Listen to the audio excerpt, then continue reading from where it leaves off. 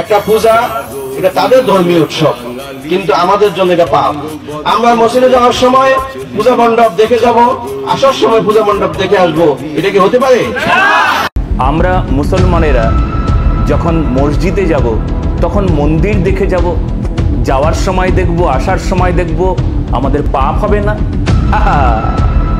ওটা তো ওদের ধর্ম, ওটা ওদের ধর্ম পূজা করা, আর আমাদের ধর্ম পাপ। ছি ছি ছি ছি ছি ছি। আমরাও বলতে পারি, বারবার বলতে পারি, হ্যাঁ, চারিদিকে প্রচার করতে পারি যে আপনাদের ওই মসজিদ দেখে এলাম, তারপর মন্দিরে যাব, আসার সময় মসজিদ দেখব, যাওয়ার সময় মসজিদ দেখব, আমাদের পাপ হবে না? আরে মসজিদ থেকে ওই আজানের ধ্বনি আসছে কানে, আমাদের পাপ হবে না? বলতে পারি কিনা বলুন আপনারা? এরকম ভাবেই হিংসা ছড়ানো হচ্ছে। যদি আমাকে কেউ জিজ্ঞেস করে যে আপনার কি করা উচিত, বলে যেমন ভাবে অস্ত্র আসবে আমরা সেই অস্ত্রকে নিরোধ করব, আর এর পরবর্তীতে অস্ত্র যাতে না প্রয়োগ করতে পারে তার ব্যবস্থা করব। কারণ এটাই যুদ্ধবিদ্যা, এটাই যুদ্ধনীতি। আপনি যদি হিংসা করেন তবে আমাকে হিংসার পথটাই বেছে নিতে হবে, আর হিংসা দিয়েই ধর্মকে জয় করতে হবে।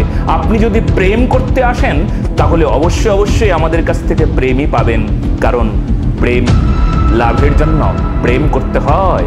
কিন্তু আপনারা শুধুমাত্র শান্তির কথা শোনাচ্ছেন, কিন্তু অশান্তি ছড়াচ্ছেন, ধর্মের নাম করে অশান্তি ছড়াচ্ছেন। সাবধান হয়ে যান, সাবধান হয়ে যান। আপনারা কোনো শান্তির ধর্ম প্রচার করেন না, আপনারা কি করছেন নিজেরাই বুঝে দেখুন। আবার একজন শিক্ষিতা মহিলা, হ্যাঁ, একজন শিক্ষিতা মহিলা নোয়াখালীর গণহত্যার মতো আপনাদেরকে মেরে শেষ করে দেব হুমকি দিচ্ছেন। আরে তিনি খুলনার দৌলতপুর ডে নাইট কলেজের অ্যাসিস্ট্যান্ট প্রফেসর পাপিয়া নাসরিন। ছি, লজ্জা! এই মানুষটা একটা জাতির লজ্জা। শিক্ষিকা, অথচ শিক্ষিকা মানুষের কলঙ্ক। ছি ছি ছি ছি ছি।